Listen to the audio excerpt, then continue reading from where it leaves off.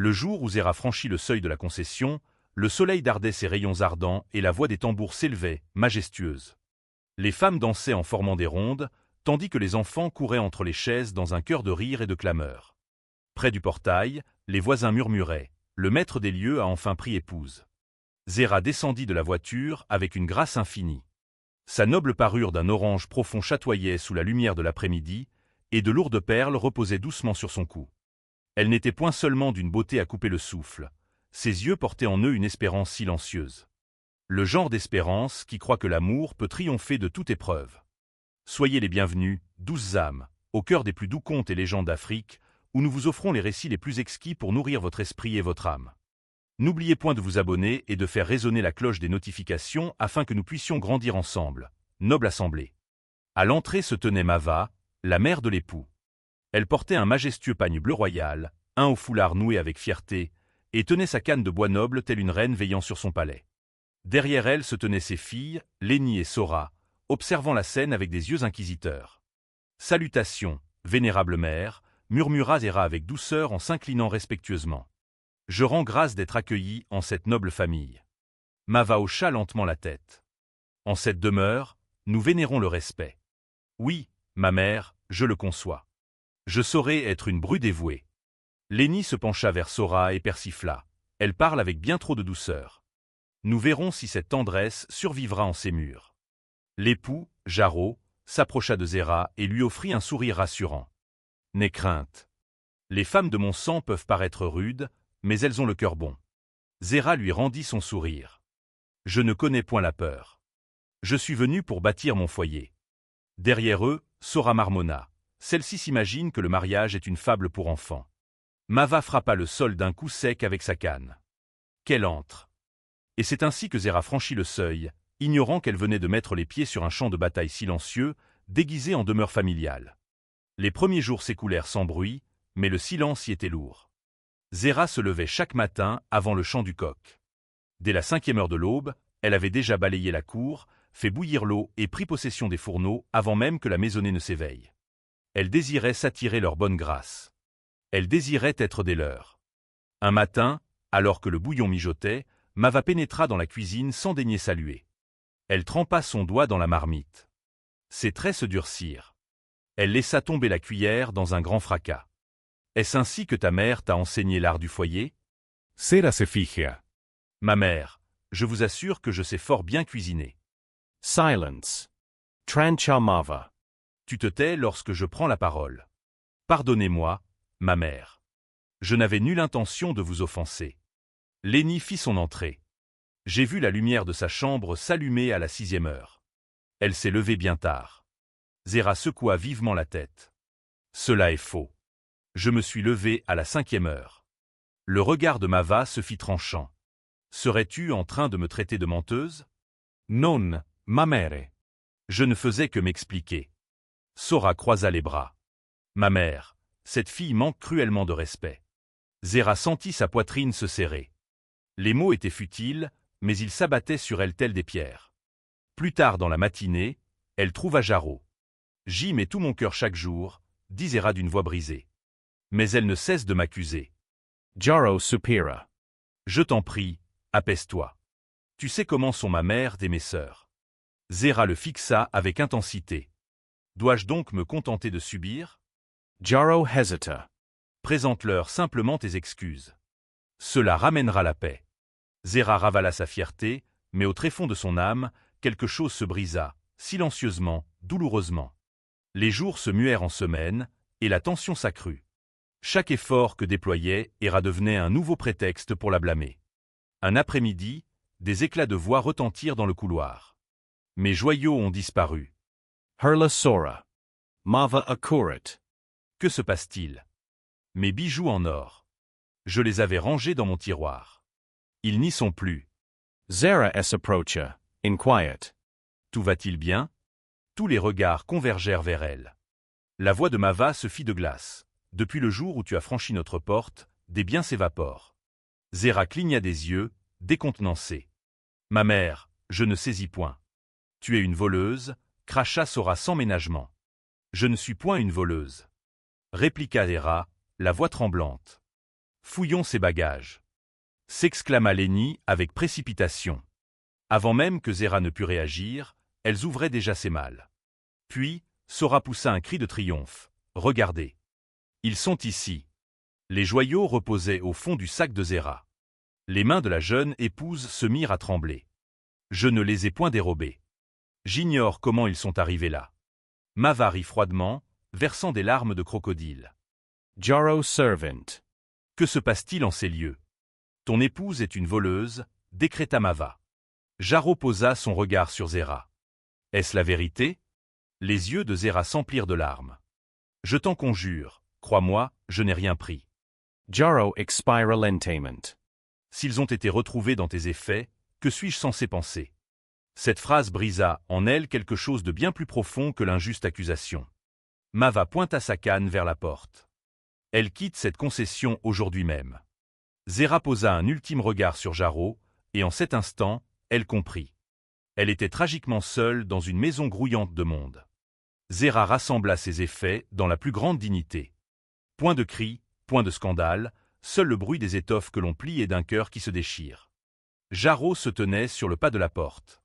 Nous n'en sommes peut-être pas obligés d'en arriver là. Zera ne leva même pas les yeux. Je ne saurais partager la couche d'un homme qui choisit le mutisme à l'heure où l'on me détruit. Présente juste tes excuses, répéta Jaro. Me faire pardonner pour quel crime? Demanda-t-elle. Jarro resta muette. Dans la demeure de mon père, reprit Hera doucement, je suis une femme de valeur. Ici, je ne suis rien. Jaro se frotta le visage, embarrassé. Tu fais preuve d'obstination. Zera souleva son bagage. Non. Je fais le choix de me sauver moi-même. Dans la cour, Mava observait la scène avec délectation. Lenny chuchota à Sora. Ce fut un jeu d'enfant. Mava esquissa un fin sourire. Toute femme qui pénètre en cette demeure doit connaître sa place. Plus tard dans la nuit, la maison parut étrangement paisible.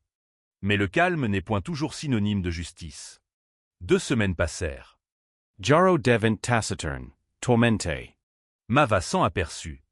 Il est grand temps de te trouver une nouvelle épouse, déclara-t-elle. Mon lignage réclame des petits-enfants. Jaro secoua la tête. Il est bien trop tôt. Mava surit. J'ai d'or et déjà trouvé la perle rare. Jaro releva lentement la tête. Une fille humble, simple, soumise et aisée à modeler. Et c'est ainsi que la maisonnée commença les préparatifs pour de nouvelles épousailles, tandis que la vérité sur les premières demeurait enfouie dans les ténèbres. La nouvelle mariée se nommait Vera. Elle venait du village, élevée par une tutrice qui lui avait inculqué la patience et la gratitude. Le jour de ses noces, elle arborait un sourire nerveux, se promettant de faire le bonheur de tous. « Ma fille, lui avait dit sa tutrice en lui tenant les mains, honore la famille de ton époux. Je le ferai, avait promis Vera. Dans la concession, Mava l'accueillit avec chaleur, bien plus chaleureusement qu'elle ne l'avait fait pour Zera. Nous sommes comblés de te recevoir parmi nous, dit Mava. Lenny renchérit, nous chérissons profondément notre frère. Nous ne voulons que son bonheur. Je ferai tout mon possible, répondit promptement Vera. Jaro surit. Ma famille a le cœur sur la main. Accorde-leur simplement ton respect. Je le ferai, assura Vera. Dès la première aube, Vera se leva à la 4e heure. Elle prépara le repas, lava le linge, récura la cour. Lorsque le déjeuner fut servi, Mava hocha la tête avec approbation. Bonne fille. Vera sentit un immense soulagement inonder sa poitrine, mais le labeur ne connaissait point de trêve. Lenny lui apporta une montagne d'étoffes. Lave ceci. Nous possédons pourtant une machine pour le linge, murmura Jaro plus tard. Vera surit feiblement. Elles m'ont demandé de le faire à la main. C'est peut-être leur façon de m'enseigner leurs coutumes. Les mains de Vera la faisaient atrocement souffrir cette nuit-là. Pourtant, elle se répétait, endure.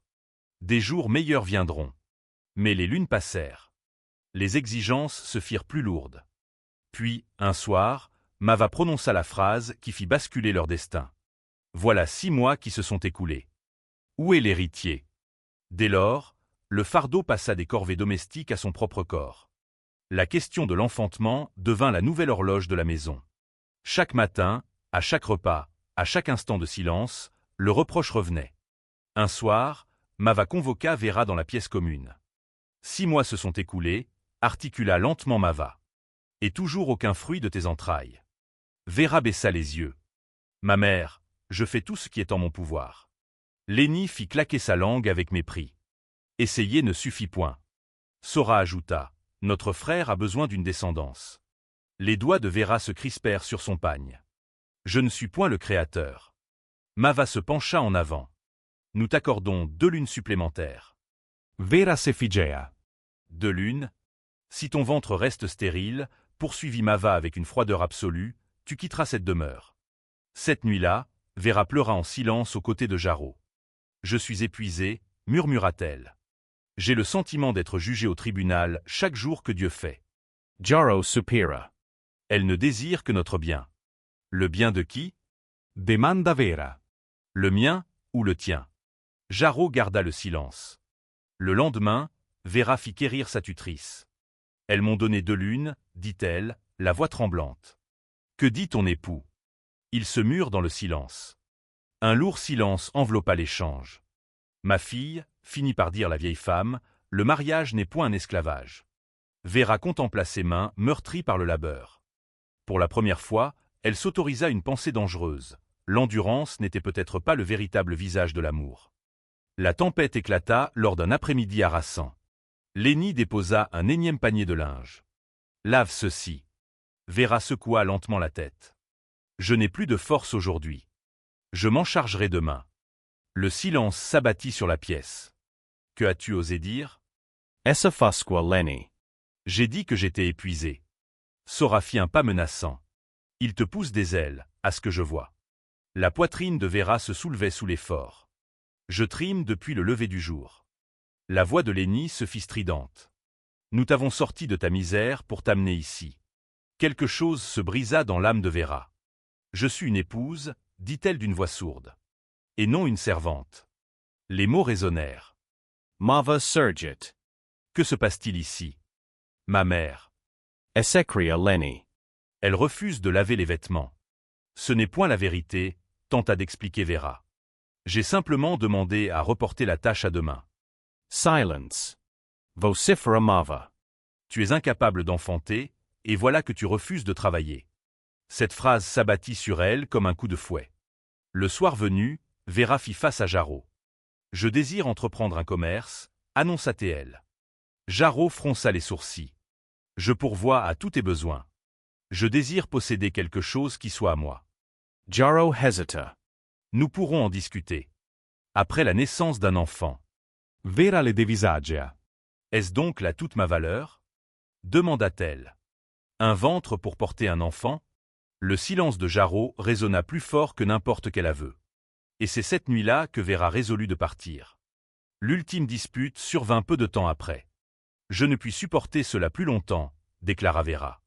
Jaro paret di semper. Apaise-toi. Je n'ai point épousé une tribu. C'est à toi que je me suis uni.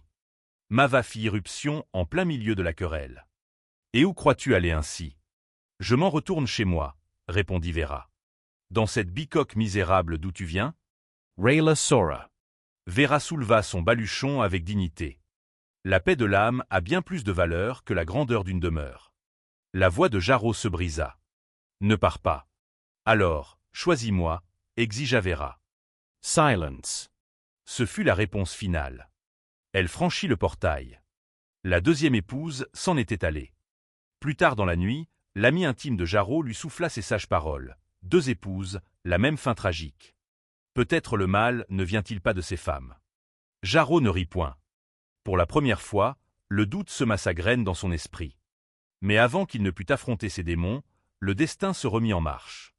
Une nouvelle opportunité et une nouvelle femme se présentaient déjà sur son chemin. Plusieurs semaines s'écoulèrent. Jaro était dans son bureau lorsque son assistant entra. « Maître, la consultante est arrivée. » « Faites-la entrer. » La femme qui franchit le seuil portait en elle une assurance semblable à un feu tranquille. Elle se nommait Rina. « Salutations, monsieur Jaro, dit-elle. » Sa voix était posée, majestueuse. Ils parlèrent d'affaires, de chiffres et de richesses. Mais Jaro remarqua bien d'autres choses. Elle n'était en rien semblable aux femmes qu'il avait connues. À la fin de l'entrevue, il esquissa un sourire. « Pourrais-je obtenir de quoi vous joindre ?» Rina sourit avec retenue. « Pour nos affaires, cela s'entend. » Jaro s esclafa. Naturellement. Dehors, son ami lui donna un coup de coude complice. J'ai vu ce sourire. Tu me connais. Je ne laisse jamais passer ma chance. Mais cette fois, l'air semblait différent. Rina n'avait ni la douceur de Zera, ni la soumission de Vera. Elle était calme, mais inébranlable. Et c'était précisément la force que cette concession n'avait encore jamais affrontée. Leurs échanges fleurirent naturellement. Des appels, des messages, de légers éclats de rire. Un soir, il avoua « Vous me plaisez grandement. Rina surit. Vous me connaissez à peine. J'en sais suffisamment. » Rina l'observa avec une attention perçante. « Vous avez déjà été marié, n'est-ce pas ?» Jaro acquiesca loudement. En effet. Que s'est-il passé? Jaro hesita. Les astres ne nous étaient point favorables. Rina n'insista point. Des lunes plus tard, il s'enquit. « Accepteriez-vous de partager mon repas demain soir ?» Rina consented. Lors de ce repas, Jaro parla avec une sincérité désarmante. « Je désire bâtir une union véritable, cette fois. » Le regard de Rina s'adoucit. L'authenticité exige la vérité.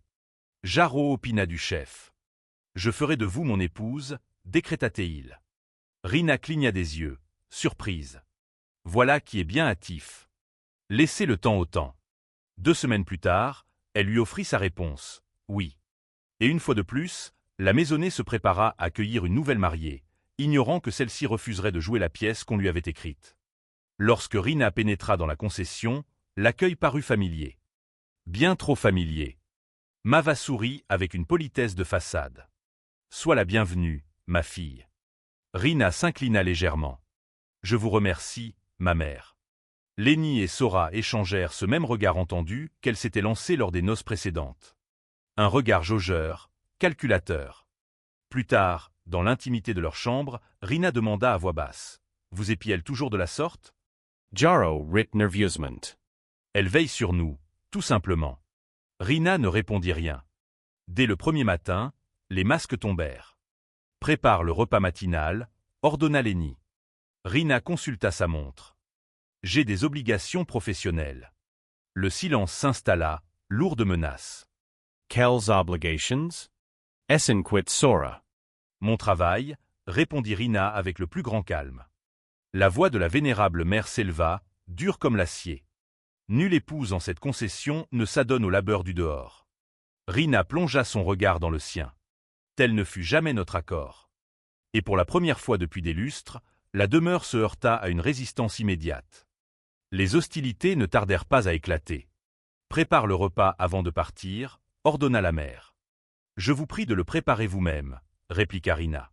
« Une réunion m'attend. » Lenny poussa un cri d'orfraie. « Oses-tu nous adresser la parole sur ce ton ?»« Je m'exprime avec le plus grand naturel », rétorqua Rina. Sora courat prévenir Mava. Elle ose nous défier. Le soir venu, elles firent front contre Jaro. Elle doit renoncer à son emploi. Jaro balbutia. Elle travaillait déjà avant notre union. Les yeux de Mava s'écarquillèrent. Elle est venue ici pour enfanter et servir. Jaro se prit la tête entre les mains. Chaque être est différent. L'équilibre de la maison vacillait. L'autorité suprême était remise en question, et Mava le sentait dans sa chair. Cette nuit-là, Rina déclara à Jaro, « J'exige que nous ayons notre propre espace. » Jaro blemet. Elles ont toujours vécu sous mon toit. Vous n'étiez point mariés, alors. Jarro l'avevi sagea. Désires-tu que je les chasse? Je désire un mariage véritable, répliqua Rina. Et ce fut la sentence la plus redoutable jamais prononcée entre ces murs. Les querelles devinrent le pain quotidien. Votre mère m'a traité de sorcière, rapporta Rina à Jaro un matin. Mava ne nia point. Tu as ensorcelé mon fils. Cracha-t-elle. La voix de Rina demeura d'un calme olympien. Non. Je lui ai simplement enseigné les limites du respect. Lenny chuchota, elle le manipule. Reina se returna vivement. Non. Je refuse de me laisser asservir. Jaro se tenait à la croisée des chemins. D'un côté, le devoir envers ses aïeux, de l'autre, l'engagement de son mariage. La maison ressemblait à une corde qu'on tirait de chaque côté pour le démembrer. Enfin, Rina lança son ultimatum. « Je te donne 1 semaine, dit-elle posément. Il nous faut notre propre demeure. » Jarreau ne trouva point le sommeil cette nuit-là, car au tréfonds de son être, il savait une chose cruelle. Ses 2 précédents mariages s'étaient échoués sur ce même écueil, et il se tenait à nouveau au bord du gouffre. Une semaine plus tard, Jarreau convoqua le conseil de famille. « J'ai fait l'acquisition d'une demeure pour vous », annonça-t-il. Le courroux explosa. « Mon fils » murmura Mava, outré. « Tu as été marabouté. »« Il n'en est rien », répliqua Jarreau. « J'aspire seulement à la paix. » Lenny secoua la tête. « Elle a pris notre place. »« Non, » dit Jarreau. « Vous êtes les femmes de mon sang, mais elle est mon épouse. » Les yeux de Mava lançaient des éclairs. « Tu l'as choisie au détriment de ta mère. »« J'ai choisi mon mariage. » Cette phrase fit s'effondrer l'ordre ancien, et les fondations de la concession commencèrent à se fissurer. Le lendemain matin, la tempête atteignit son paroxysme. La mère pointa un doigt vengeur vers Rina. « Tu es une fille du diable. » La patience de Rina s'épuisa. « Pesez bien vos mots, » avertit-elle. Mava fit un pas en avant. « Tu as perverti l'âme de mon fils. » La voix de Rina s'éleva enfin. « Je ne l'ai point perverti. Je vous ai simplement mis un frein. » Des exclamations d'effroi emplirent la pièce. La mère hurla de plus belle. « Sorcière !» La gifle retentit, foudroyante, avant même que quiconque n'eût pu l'anticiper. Silence de mort. Jarro resta petrifié. Rina. Tu as levé la main sur ma mère. Les mains de Rina tremblaient, mais sa voix ne vacilla point. Oui, déclara-t-elle. Et je n'hésiterai pas à recommencer si elle me couvre d'opprobre. Elle se tourna vers l'escalier. Je prépare mes malles. Si tu désires préserver ce mariage. Elle marqua une pause et le fixa. Et c'est là que le destin fut suspendu à un fil. Le choix, la répétition, la vérité. Le même carrefour maudit. Mais cette fois-ci, quelque chose dans le cœur de Jarreau s'était métamorphosé. Jarreau resta immobile au milieu de la pièce, bien après que Rina eut disparu à l'étage. Ce silence était 1000 fois plus lourd que toutes les querelles passées. Mava fut la première à rompre la quiétude. « As-tu vu ce sacrilège » Elle a osé porter la main sur moi. Lenny renchérit avec précipitation. Voilà comment s'installent les mauvais esprits. Sora croisa les bras. Répudie-la sur le champ. Mais Jarreau ne répondit point. Pour la première fois de sa vie, il ne se précipita pas pour apaiser le courroux maternel. Au lieu de cela, il repassa le film de sa vie. Les larmes innocentes de Zera. L'épuisement funeste de Vera. La fermeté salvatrice de Rehena. Le même scénario, des femmes différentes, la même maison, le même joug. Jarrow asset l'entainment. Ma mère, dit-elle d'une voix sourde. Zera a-t-elle véritablement dérobé ses joyaux? Le sang se glaça dans les veines de l'assemblée. Les traits de Mava tressaillirent. Pourquoi remuer le passé et les cendres froides? La voix de Jarreau gronda comme le tonnerre. Répondez-moi. Lenny détourna le regard. Sora piétina sur place. Le ton de Jarreau se fit impitoyable. Vera méritait-elle le sort qui fut le sien? Nul ne souffla mot. Et dans ce silence, la vérité sortit enfin de son tombeau. À l'étage, Rina pliait ses étoffes avec lenteur. Ses mains tremblaient, mais son esprit était clair. « Je ne disparaîtrai point comme les autres », murmura-t-elle. On frappa à la porte. Jarreau fit son entrée. « Je te demande pardon », dit-il. Rina ne se retourna pas. « Me demander pardon pour quel affront? Pour mon aveuglement. » Rina lui fit face. « Ton fléau n'est point tes épouses, Jarreau. Ton fléau, c'est ton incapacité à protéger les frontières de ton foyer. » Les mots atterrirent avec la douceur et la profondeur d'une lame bien aiguisée. Jarrow acquiesca. J'en ai pleinement conscience. Le regard de Rina scruta le sien. Alors, fais ton choix. Jarreau prit une profonde inspiration. Mon choix est déjà fait. Il redescendit. Il convoqua toute la maisonnée. Sa voix était calme, mais chargée d'une autorité nouvelle. Ma mère, l'ordre des choses va changer. L'affrontement fut silencieux, mais d'une puissance inouïe. Il n'y aura plus jamais la moindre insulte sous ce toit, décréta Jarreau. Mava writ amerement. Ainsi, c'est elle qui triomphe. Il ne s'agit point d'une guerre de pouvoir. Lenny fronça les sourcils. Nous sommes ton sang. Oui, acquiesça Jarreau. Mais mon mariage relève de ma responsabilité d'homme. Sora tenta une dernière flèche. Elle te tient sous sa coupe. Jarreau secoua la tête. Non. C'est moi qui fuyais mes devoirs de chef de famille. Les yeux de Mava s'embuèrent, mi-colère, mi-stupeur. Vous vous êtes sacrifié pour moi, et ma gratitude est éternelle, dit Jarreau avec tendresse. Mais le sacrifice ne donne point un droit de propriété sur une âme. Cette phrase guérit bien des maux. Jarreau a parlé, dit-il. Votre nouvelle demeure est prête. Vous y coulerez des jours paisibles, et je veillerai toujours sur vous. Mais le foyer que je bâtis avec mon épouse se doit d'être un havre de paix. Mava réalisa alors une vérité déchirante. Son fils n'était plus un enfant, et l'amour véritable ne s'enferme pas dans une cage. Cette nuit-là, l'air de la maison parut étrange, plus pur, plus léger. Rina observait Jarreau depuis la galerie. « Es-tu certain de ta résolution ?» Jarreau hocha la tête. « J'aurais dû agir ainsi depuis des années. » La voix de Rina s'adoucit. « Ta mère t'aime d'un amour puissant. Je le sais bien. Mais l'amour dépourvu de juste limite est un amour qui ravage. » Rina s'approcha de lui. « Tu as brisé une malédiction aujourd'hui. » Jarreau esquissa un sourire. « Reste à mes côtés. » Rina scruta son âme. Elle ne crut point seulement en ses mots, mais en la transformation de l'homme. Le véritable changement est palpable. Il est lent. Inconfortable. Sincere. Elle posa son bagage à terre. « Je reste, » dit-elle. Et pour la première fois en ces lieux, rester ne s'apparentait plus à un supplice, mais au pacte sacré de deux alliés. Les lunes se succederent. Une graine nouvelle germa dans la concession, la paix. Mava venait leur rendre visite, mais dans un esprit nouveau. Point d'ordre, point d'inspection malveillante, seulement des paroles empreintes de retenue. Un après-midi, Mava s'adressa à Rina d'une voix voilée. « La peur m'habitait, confessa-t-elle.